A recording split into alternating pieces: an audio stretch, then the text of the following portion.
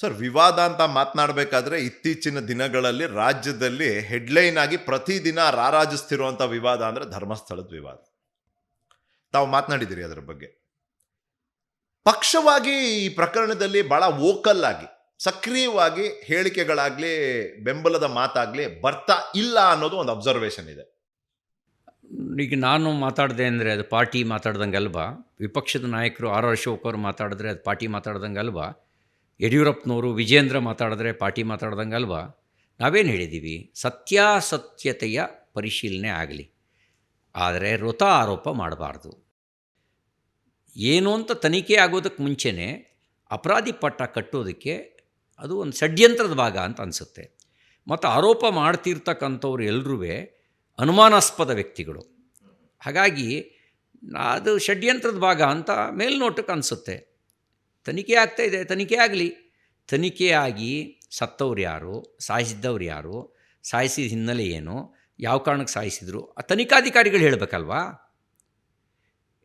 ಒಂದು ಟೂಲ್ ಕಿಟ್ಟು ಮಾಡಿಕೊಂಡು ಧರ್ಮಸ್ಥಳದ ಹೆಸರಿಗೆ ಕೆಟ್ಟ ಹೆಸರು ತರೋ ಪ್ರಯತ್ನ ಮಾಡಿದ್ರೆ, ಧರ್ಮಾಧಿಕಾರಿಗಳ ಹೆಸರಿಗೆ ಕಳಂಕ ತರುವಂಥ ಪ್ರಯತ್ನ ಮಾಡಿದ್ರೆ ಅದನ್ನು ಸಹಿಸೋದಿಲ್ಲ. ಅದನ್ನು ನಾವು ಒಪ್ಕೊಳ್ಳೋಕ್ಕೂ ಸಾಧ್ಯ ಇಲ್ಲ. ಯಾಕೆ ಷಡ್ಯಂತ್ರ ನಿಮ್ಮ ಪ್ರಕಾರ? ನಿಮ್ಮದೇ ಒಂದು ವಿಶ್ಲೇಷಣೆಯಲ್ಲಿ ಧರ್ಮಸ್ಥಳಕ್ಕೆ ಅದರ ಒಂದು ಘನತೆಗೆ ಧಕ್ಕೆ ತರುವಂಥ ಷಡ್ಯಂತ್ರ ಅಂತ ನೀವೇನು ಹೇಳ್ತಿದ್ದೀರಿ, ಯಾಕೆ ಇದಾಗ್ತಿದೆ ನಿಮ್ಮ ಪ್ರಕಾರ? ಷಡ್ಯಂತ್ರಕ್ಕೆ ಹಲವು ಕಾರಣಗಳಿರ್ಬೋದು, ಯಾವ ಒಂದೇ ಕಾರಣ ಅಂತ ನಾನು ಹೇಳಕ್ಕೆ ಬರಲ್ಲ. ಹಲವು ಕಾರಣಗಳಿರ್ಬೋದು. ಆದರೆ ಸತ್ಯ ಹೊರಗೆ ಬಂದೇ ಬರುತ್ತೆ. ತನಿಖೆ ನಡೀತಾ ಇದೆ, ತನಿಖೆ ಆಗಲಿ. ಆಮೇಲೆ ಈ ತನಿಖೆ ಮಧ್ಯದಲ್ಲಿ ನಾನು ತೀರ್ಪು ಕೊಡೋದಿಲ್ಲ. ಆದರೆ ನನ್ನ ಜೀವನ ಅನುಭವ, ನಮ್ಮ ಪೂರ್ವಿಕರ ಹಿರಿಯರ ಅನುಭವ ಅದು ಹೇಳ್ತದೆ, ಧರ್ಮಸ್ಥಳ ಅಂದರೆ ಅಲ್ಲಿ ಮಂಜುನಾಥ ಸ್ವಾಮಿ ಅಂತ ದೈವ, ಧರ್ಮಾಧಿಕಾರಿ ಅನ್ನುವಂಥ ಜನರ ಪಾಲಿಗೆ ದೇವರಂತೆ ಕಾಣುವಂಥ ದೇವತಾ ಮನುಷ್ಯ.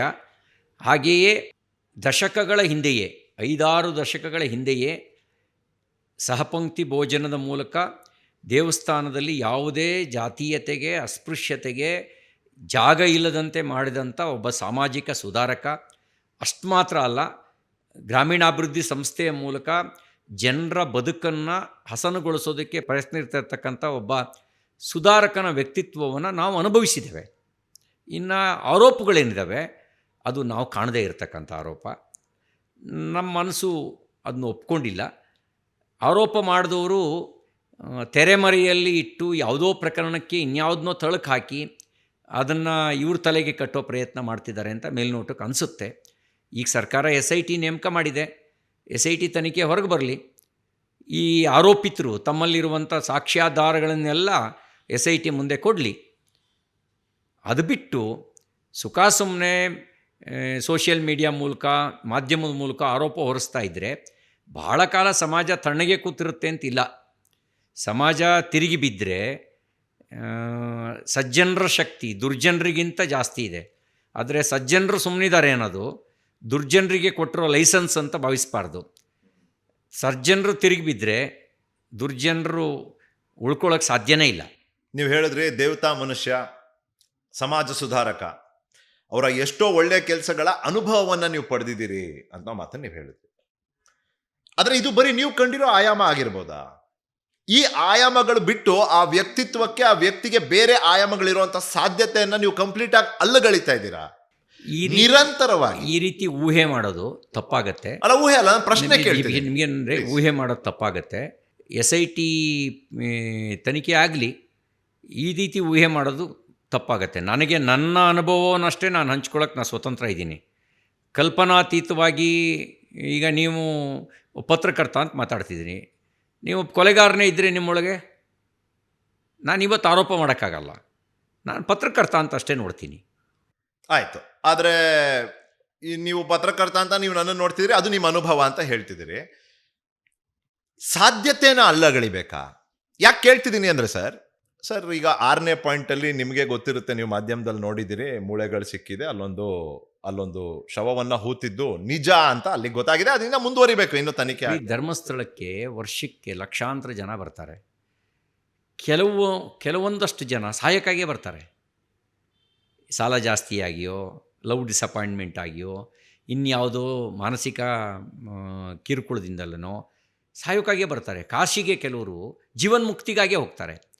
ಹಾಗೆ ಹೋದವರು ಕೆಲವ್ರದ್ದು ಅಡ್ರೆಸ್ ಸಿಗುತ್ತೆ, ಅಡ್ರೆಸ್ನ ಪತ್ತೆ ಹಚ್ಚಿ ಪೊಲೀಸರು ಪಂಚನಾಮೆ ಮಾಡಿ ಶವನ ಕಳಿಸ್ಕೊಡ್ತಾರೆ. ಅಡ್ರೆಸ್ ಸಿಗಲ್ಲ, ಪೊಲೀಸ್ ಪ್ರಕಟಣೆ ಹೊರಡಿಸಿ, ಪತ್ರಿಕಾ ಪ್ರಕಟಣೆ ಹೊರಡಿಸಿ ಆಮೇಲೆ ಅದನ್ನಲ್ಲೇ ದಫನ್ ಮಾಡಿಸ್ತಾರೆ. ಯಾರ ಶವ ಅನ್ನೋದು ಇನ್ನೂ ಪತ್ತೆ ಆಗಬೇಕಲ್ಲ. ಸತ್ತಿರೋರಿಗೆ ಧರ್ಮಸ್ಥಳಕ್ಕೂ ಧರ್ಮಾಧಿಕಾರಿಗಳಿಗೂ ಗಂಟು ಹಾಕುವ ನೀತಿ ಇದೆಯಲ್ಲ, ಇದು ತಪ್ಪು ಅಂತ ನಾನು ಹೇಳ್ತಾ ಇರೋದು. ಈಗ ಸತ್ತವರು ಈಗ ಇನ್ನೂ 10 ಹೆಣ ಸಿಗ್ಬೋದು, 100 ಹೆಣವೂ ಸಿಗ್ಬೋದು. ಆದರೆ ನಾನು ಹೇಳ್ತಾ ಇರೋದು ಅದು ಯಾರ ಹೆಣ ಅಂತ ಪತ್ತೆ ಆಗಬೇಕಲ್ಲ. ಅದಕ್ಕೆ ಕೊಲೆಗೆ ಕಾರಣ ಏನು ಅಂತ, ಅವನು ಸಾವು ಸಹಜ ಸಾವೋ ಆತ್ಮಹತ್ಯೆನೋ ಕೊಲೆಯೋ ಅನ್ನೋದು ಯಾರ ಶವ ಅಂತ ಪತ್ತೆ ಆದಮೇಲೆ ಅಷ್ಟೇ ಪತ್ತೆ ಆಗತ್ತೆ. ಸುಮ್ಮನೆ ಅದ್ರ ಮೇಲೆ ಕಲ್ಪನೆ ಮಾಡ್ಕೊಳಕ್ಕಾಗಲ್ವಲ್ಲ. ಈಗ ಕೆಲವರೆಲ್ಲ ಮಾತನಾಡ್ತಿದ್ದಾರೆ, ನೀವು ಹೇಳಿದ್ರಿ ಅನುಮಾನಾಸ್ಪದ ವ್ಯಕ್ತಿಗಳು ಅಂತ. ಹೆಸರು ತಗೊಳ್ಳೋದು ಬೇಡ ಬಿಡಿ. ಒಬ್ರು ಮಾಜಿ ಪೊಲೀಸ್ ಇದ್ದಾರೆ, ಒಬ್ರು ನಿಮ್ಮದೇ ಆದ ಸಂಘಟನೆಯ ಮಾಜಿ ಕಾರ್ಯಕರ್ತರಿದ್ದಾರೆ, ಈಗ ಒಬ್ಬ ಯುವಕ ಬಂದಿದ್ದಾರೆ. ಎಲ್ಲರೂ ಅವ್ರದೇ ಆದ ರೀತಿಯಲ್ಲಿ ಇದನ್ನ ನಿರೂಪಣೆ ಮಾಡ್ತಾ ಹೋಗ್ತಾ ಇದ್ದಾರೆ, ವಿಶ್ಲೇಷಣೆ ಮಾಡ್ತಾ ಹೋಗ್ತಾ ಇದ್ದಾರೆ. ವಿಶ್ಲೇಷಣೆಯೇ ತಪ್ಪು ಅಂತ ನಾನು ಹೇಳ್ತಾ ಇರೋದು. ಅವ್ರ ಹತ್ರ ಆಧಾರ ಇದ್ದರೆ ಅದನ್ನು ಆಧರಿಸಿ ನ್ಯಾಯಾಲಯಕ್ಕೆ ಹೋಗಿ ನ್ಯಾಯಾಲಯಕ್ಕೆ ದಾಖಲೆಗಳನ್ನು ಸಲ್ಲಿಸೋದಕ್ಕೆ ಅವಕಾಶ ಇತ್ತು, ಸರ್ಕಾರಕ್ಕೆ ಸಲ್ಲಿಸೋಕೆ ಅವಕಾಶ ಇತ್ತು. ಸರ್ಕಾರಕ್ಕೆ ಸಲ್ಲಿಸಲಿಲ್ಲ, ನ್ಯಾಯಾಲಯಕ್ಕೆ ಸಲ್ಲಿಸಲಿಲ್ಲ. ನಿಗೂಢವಾಗಿ ನೆರೆಟಿವ್ ಸೆಟ್ ಮಾಡೋಕ್ಕೆ ಹೊರಟರು. ಯಾಕೆ ಆ ನೆರೆಟಿವ್ ಸೆಟ್ ಮಾಡೋದ್ರ ಹಿಂದ್ಗಡೆ ಏನಿದೆ ಅನ್ನೋದು ಅದು ಕೂಡ ತನಿಖೆ ಆಗಬೇಕು. ಅದಕ್ಕೆ SIT ತನಿಖೆ ಆಗಲಿ, ಅದು ಮುಂದಿನ ಭಾಗ. ಅಂದ್ರೆ ಇದೊಂದು ಭಕ್ತಿ ಕೇಂದ್ರ, ಇದೊಂದು ಶಕ್ತಿ ಕೇಂದ್ರ, ಇದು ಒಂದು ಶ್ರದ್ಧೆ ಕೇಂದ್ರ. ನೀವು ಹೇಳಿದಿರಿ ಇದನ್ನ. ಅಲ್ಲ, ಈ ಶ್ರದ್ಧಾಭಂಗ ಮಾಡೋದು ಇವತ್ತು ನೆನ್ನೆದಲ್ಲ, ಇದು ಭಾಳ ಹಿಂದಿನಿಂದಲೂ ನಡ್ಕೊಂಡು ಬಂದಿರುವಂಥ ಕೆಲಸ. ಈ ಪರಕೀಯರ ಆಕ್ರಮಣಕಾರಿಗಳು ತಮ್ಮದೇ ಆದಂಥ ನೆರೆಟಿವ್ನ ಸೆಟ್ ಮಾಡೋಕ್ಕೆ ಈ ಶ್ರದ್ಧಾಭಂಗವನ್ನೇ ಆಧಾರವಾಗಿ ಇಟ್ಕೊಳ್ತಾ ಬಂದರು. ಹಾಗೆಯೇ ಆಕ್ರಮಣಕಾರಿಗಳ ನಂತರ ಅವರಿಲ್ಲದೆ ಇದ್ದರೂ ಅವ್ರ ಪಳೆಯುಳಿಕೆಗಳಿದಾವಲ್ಲ, ನೋಡೋಣ. ಈಗ ಟೂ ಅರ್ಲಿ SIT ತನಿಖೆ ಆಗಲಿ. ಅಲ್ಲ ಸರ್, ಈಗ ಯಾರೋ ಒಬ್ರು ಇರ್ಬೋದು, ಒಬ್ಬ ಗಿರೀಶ ಅಂತ ಇರ್ಬೋದು, ಒಬ್ಬರ ಮಹೇಶ ಅಂತ ಇರ್ಬೋದು, ಅವರಿಗೂ ಅದೇ ಶ್ರದ್ಧೆ ವ್ಯವಸ್ಥೆಯ ಒಂದು ಭಾಗ. ಅವರು ಕೂಡ ಅವರಲ್ಲೇನಾದ್ರು ಶ್ರದ್ಧೆ ಕಮ್ಮಿ ಆಗೋಯ್ತಾ ಈ ದೇವರ ಪ್ರತಿ, ಈ ಒಂದು ಧರ್ಮಕ್ಷೇತ್ರದ ಪ್ರತಿ? ನನ್ನ ಜೀವನಾನುಭವವನ್ನು ಹಂಚ್ಕೊಳ್ಳೋಕ್ಕೆ ನನಗೆ ಅವಕಾಶ ಮತ್ತು ಅಧಿಕಾರ ಇದೆ. ನನ್ನ ಜೀವನಾನುಭವದಲ್ಲಿ ಧರ್ಮಸ್ಥಳ ಅಂದರೆ ಅದು ಜನರ ಪಾಲಿನ ಒಂದು ದೈವ ಕ್ಷೇತ್ರ. ಹಾಗೆ ಧರ್ಮಾಧಿಕಾರಿ ಅಂದರೆ ನಡೆದಾಡುವ ದೇವರು ಅಂತಲೇ ಜನ ಭಾವಿಸುವಷ್ಟು ಮಟ್ಟಿನ ಭಕ್ತಿ ಮತ್ತು ಶ್ರದ್ಧೆ ಇರುವಂಥ ವ್ಯಕ್ತಿತ್ವವನ್ನು ಹೊಂದಿದ್ದಾರೆ ಅನ್ನೋದು ನನ್ನ ಅನುಭವ. ಅದನ್ನು ನಾನು ಹಂಚ್ಕೊಂಡಿದ್ದೀನಿ. ಉಳಿದವರ ಅನುಭವವನ್ನು ಅವರು ಯಾವ ಹಿನ್ನೆಲೆಯಲ್ಲಿ ಮಾತಾಡ್ತಿದ್ದಾರೆ ಅನ್ನೋದನ್ನು ನಾನು ಹೇಳೋಕ್ಕೆ ಬಯಸೋದಿಲ್ಲ. ಆದರೆ ನನಗನ್ಸೋ ಪ್ರಕಾರ SIT ತನಿಖೆ ಆಗಲಿ, SIT ತನಿಖೆ ಆದ ನಂತರ ಇವರು ಆರೋಪ ಮಾಡಿರೋವರ ಹಿನ್ನೆಲೆ ಮತ್ತು ಅದಕ್ಕೆ ಸಂಬಂಧಪಟ್ಟಂತೆಯೂ ಕೂಡ ತನಿಖೆ ಆಗಬೇಕಾಗತ್ತೆ. Right sir. ಉದ್ದೇಶ ಪಿತೂರಿ ಅಂತ ಹೇಳಿದ್ರಿ, ಷಡ್ಯಂತ್ರ ಅನ್ನೋ ಪದ ನೀವು ಬಳಸಿದಿರಿ. ಒಂದು ಜೈನ್ ಕುಟುಂಬ ಹಿಂದೂ ಸಂಪ್ರದಾಯಕ್ಕೆ ಸೇರಿದಂಥ ದೇವಸ್ಥಾನದ ಆಡಳಿತವನ್ನ ತಲೆಮಾರು ವಹಿಸ್ಕೊಂಡು ಬಂದಿದೆ. ಈ ಹಿಂದೂ ದೇವಸ್ಥಾನ ಎಲ್ಲ ದೇವಸ್ಥಾನದಂತೆ ಮುಜರಾಯಿ ಇಲಾಖೆಗೆ ಒಳಪಟ್ಟಿದ್ದ ಅಲ್ಲ. ಇವೆಲ್ಲ ಷಡ್ಯಂತ್ರಗಳಿಗೆ ವೇದಿಕೆ ಕಾರಣ ಆಗಿರ್ಬೋದಾ? ಅಲ್ಲ, ಈ ಒಂದು ದೇವಾಲಯಗಳು ಮುಕ್ತ ಆಗಬೇಕು ಅನ್ನೋದ್ರ ಪರವಾಗಿ ನಾನು ಇರ್ತಕ್ಕಂಥವನು. ಸರ್ಕಾರದ ಕೆಲಸ ಅಲ್ಲ, ಅದು ಸಮಾಜದ ಕೆಲಸ. ದೇವಾಲಯಗಳಿಗೆ ಸಂಬಂಧಪಟ್ಟಂತೆ ಮಸೀದಿ ಮೇಲೆ ನಿಯಂತ್ರಣ ಇಲ್ಲ, ಚರ್ಚ್ಗಳ ಮೇಲೆ ನಿಯಂತ್ರಣ ಇಲ್ಲ, ದೇವಾಲಯಗಳ ಮೇಲೆ ನಿಯಂತ್ರಣ ಹಾಕೋದು ಜಾತ್ಯತೀತತೆನಾ? ಮಸೀದಿಗಳ ಮೇಲೆ ನಿಯಂತ್ರಣ ಇದೆಯಾ? ಚರ್ಚ್ಗಳ ಮೇಲೆ ನಿಯಂತ್ರಣ ಇದೆಯಾ? ದೇವಾಲಯಗಳ ಮೇಲೆ ಯಾಕೆ ನಿಯಂತ್ರಣ? ಈ ದೇವಾಲಯಕ್ಕೆ ಯಾಕೆ ವಿಶೇಷ ಒಂದು ರಿಯಾಯಿತಿ ವಿನಾಯಿತಿ? ಆ ನಿಯಂತ್ರಣವೇ ತಪ್ಪು. ಎಲ್ಲ ದೇವಾಲಯಗಳು ಕೂಡ ಸಮಾಜ ಕೇಂದ್ರಿತ ಆಗಬೇಕು. ಒಂದು ಪರಮ ಅನ್ಯಾಯವನ್ನು ಕಾಂಗ್ರೆಸ್ ಪಾರ್ಟಿ ಮಾಡ್ತು. ಹಿಂದೂ ದೇವಾಲಯಗಳ ಆಸ್ತಿಯನ್ನು ಕಂಪ್ಲೀಟ್ ಯಾವ ಜನ ಭಕ್ತಿಯಿಂದ ಸಮರ್ಪಣೆ ಮಾಡಿದರು, ಅದು ಜನನೂ ಸಮರ್ಪಣೆ ಮಾಡಿದ್ದಾರೆ, ಮಹಾರಾಜರು ಸಮರ್ಪಣೆ ಮಾಡಿದ್ದಾರೆ. ಆ ಆಸ್ತಿಯನ್ನು ಒಂದೇ ಒಂದು ಕಾಯ್ದೆಯಲ್ಲಿ ಆ ದೇವಾಲಯಗಳನ್ನು ದುರ್ಬಲಗೊಳಿಸೋ ಕೆಲಸ ಮಾಡಿಬಿಟ್ರು. ನಾನು ಅದ್ರ ಪರ ಇಲ್ಲ. ಹಾಗಾಗಿ ಧರ್ಮಾಧಿಕಾರಿಗಳು ಜೈನರಾಗಿದ್ದರೂ ಕೂಡ ಜೈನ ಸಂಪ್ರದಾಯವೂ ಕೂಡ ಸನಾತನ ಧರ್ಮದ ಒಂದು ಭಾಗ, ಒಂದು ಕವಲು. ಜೈನ, ಬೌದ್ಧ, ಸಿಖ್, ವೈಷ್ಣವ ಶೈವ, ವೀರಶೈವ ಇವೆಲ್ಲ ಸನಾತನ ಧರ್ಮದ ವಿವಿಧ ಕವಲುಗಳು. ಯಾವುದು ಇದನ್ನು ಹೊರತಾಗಿರ್ತಕ್ಕಂಥವಲ್ಲ, ಇವೆಲ್ಲ ಸನಾತನ ಧರ್ಮದ ಒಂದು ಕವಲುಗಳೇ. ಈಗ ಏನಾಗ್ಬಿಟ್ಟಿದೆ ಅಂತ ಹೇಳಿದ್ರೆ, ಸನಾತನ ಧರ್ಮದ ಕವಲುಗಳಿಂದ ಹೊರಗೆ ಅಂತ ಯೋಚನೆ ಮಾಡುವಂಥ ಮನಸ್ಥಿತಿ ಬೆಳೆದುಬಿಟ್ಟಿದೆ. ಆದರೆ ಹೊರಗೆ ಹೋದರೆ ಅಸ್ತಿತ್ವ ಉಳಿಸ್ಕೊಳ್ಳೋಕೆ ಸಾಧ್ಯ ಇಲ್ಲ. ಅಸ್ತಿತ್ವ ಇರೋದೇ ಸನಾತನ ಧರ್ಮದ ಕವಲುಗಳು. ಸ್ವಲ್ಪ ಪೊಲಿಟಿಕಲಿ ಲೇಸ್ಡ್ ಪ್ರಶ್ನೆ ಕೇಳ್ತೀನಿ ಸರ್. ಇದೇ ರೀತಿಯ ಬೆಳವಣಿಗೆ ಸ್ವಲ್ಪ ಕಾಲ್ಪನಿಕ ಇದೆ, please play along sir. Hypothetically ಇವತ್ತಿನ ದಿನ ಬಿಜೆಪಿ ಸರ್ಕಾರ ಇದ್ದಿದ್ರೆ ಇದೇ ರೀತಿಯ ಬೆಳವಣಿಗೆಗಳು ಧರ್ಮಸ್ಥಳದ ಪ್ರಕರಣದಲ್ಲಿ ನಾವು ಕಾಣ್ತಿದ್ವಾ? ಕಾಲ್ಪನಿಕ ಇದೆ, ಬಟ್ ಕಾರಣ ಇದೆ, ಪ್ಲೀಸ್.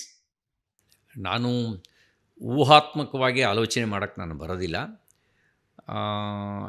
ನಾವಿಗೇನಿದೆ ಅಂದರೆ SIT ತನಿಖೆ ಆಗಲಿ, ಸತ್ಯಾಸತ್ಯತೆ ಹೊರಗೆ ಬರಲಿ. ತಪ್ಪು ಮಾಡಿದರೆ, ಯಾರೇ ತಪ್ಪು ಮಾಡಿದರೂ ಕೂಡ ಅವ್ರ ಸಮರ್ಥನೆಗೆ ನಾವು ನಿಲ್ಲೋದಿಲ್ಲ. ಕಪೋಲಕಲ್ಪಿತ ಆರೋಪ ಮಾಡಿ ತೇಜೋವಧೆ ಮಾಡೋದನ್ನು ನಾವು ಸಹಿಸೋದಿಲ್ಲ. ಇಷ್ಟೇ ಮಾತ್ರ ಹೇಳಕ್ಕೆ ಬಯಸ್ತೀನಿ. ಒಂದು ಹೆಸರು ಹೇಳಿ, ಈ ವ್ಯಕ್ತಿ ಆ ಕುಟುಂಬಕ್ಕೆ ಸೇರಿದವರು, ಇವರೇ ಮುಂದೆ ನಿಂತು ಮಾಡಿರುವಂಥ ಒಂದು ದುರ್ಘಟನೆ ಅದು ಅನ್ನೋ ರೀತಿಯಲ್ಲಿ ವಾಕ್ಯಗಳನ್ನ ಕೊಡ್ಲಾಯ್ತು ಅವತ್ತು. ಆದರೆ ಆ ವ್ಯಕ್ತಿದು ವೀಸಾ ಹೇಳುತ್ತೆ ಅವ್ರು ಅಮೆರಿಕದಲ್ಲಿ ಇದ್ರು ಅಂತ. ಸೊ ಅಲ್ಲಿಗೆ ಆ ಆರೋಪ ಹುಸಿ ಆಯ್ತು, ಆ ಪ್ರಕರಣ ವೀಕ್ ಆಯ್ತು, ಶಿಫ್ಟ್ ಆಯ್ತು ಸರ್. ಈಗ ಯಾರೋ ಒಬ್ಬ ಅನಾಮಿಕ ಬರ್ತಾನೆ, ನಾನು ಹೂತಾಕಿದ್ದೀನಿ, ನನಗೆ ಪಾಪ ಪ್ರಜ್ಞೆ ಕಾಡ್ತಿದೆ ಅಂತ ಹೇಳ್ತಾನೆ, 4-6 ಪಾಯಿಂಟ್ಗಳನ್ನ ಮಾರ್ಕ್ ಮಾಡ್ತಾರೆ, ಹುಡುಕ್ತಿದ್ದಾರೆ. ಒಂದೇನೆಂದರೆ SIT ತನಿಖೆ ಮಾಡ್ತಾಯಿದೆ, ತನಿಖೆ ಆಗಲಿ. ಈಗ ಯಾರಿಗಾದರೂ ಸಾಕ್ಷ್ಯಾಧಾರಗಳಿದ್ದರೆ SIT ಮುಂದೆ ಸಾಕ್ಷಿಗಳನ್ನು ಕೊಡಲಿ, ಅವರು ಅದರ ಸತ್ಯಾಸತ್ಯತೆಯನ್ನು ಪರಿಶೀಲನೆ ಮಾಡ್ತಾರೆ. ನಮ್ಮ ಶಾಸ್ತ್ರ ಏನು ಹೇಳುತ್ತೆ ಅಂದರೆ, ಪ್ರತ್ಯಕ್ಷವಾಗಿ ಕಂಡರೂ ಕೂಡ ಪ್ರಾಮಾಣಿಸಿ ನೋಡು ಅಂತ ಹೇಳುತ್ತೆ. ಪ್ರತ್ಯಕ್ಷವಾಗಿ ಕಂಡರೂ ಪ್ರಾಮಾಣಿಸಿ ನೋಡು ಅಂತ. ಕಾಣದೇ ಇರೋದನ್ನು ಕಂಡ ಥರ ಹೇಳು ಅಂತ ಹೇಳಲ್ಲ. ಕಾಣದೇ ಇರೋದನ್ನು ಕಂಡ ಥರ, ನಾನು ಅಲ್ಲೇ ಇದ್ದೆ ಅನ್ನುವಂಥ ಪ್ರತ್ಯಕ್ಷದರ್ಶಿಗಳ ಥರ ಹೇಳುವಂಥವರ ಮನಸ್ಥಿತಿಯನ್ನು ನೋಡಿದಾಗ ಇದರ ಹಿಂದ್ಗಡೆ ಒಂದು ಷಡ್ಯಂತ್ರ ಇದೆ ಅಂತ ಮೇಲ್ನೋಟಕ್ಕೆ ಅನಿಸುತ್ತೆ.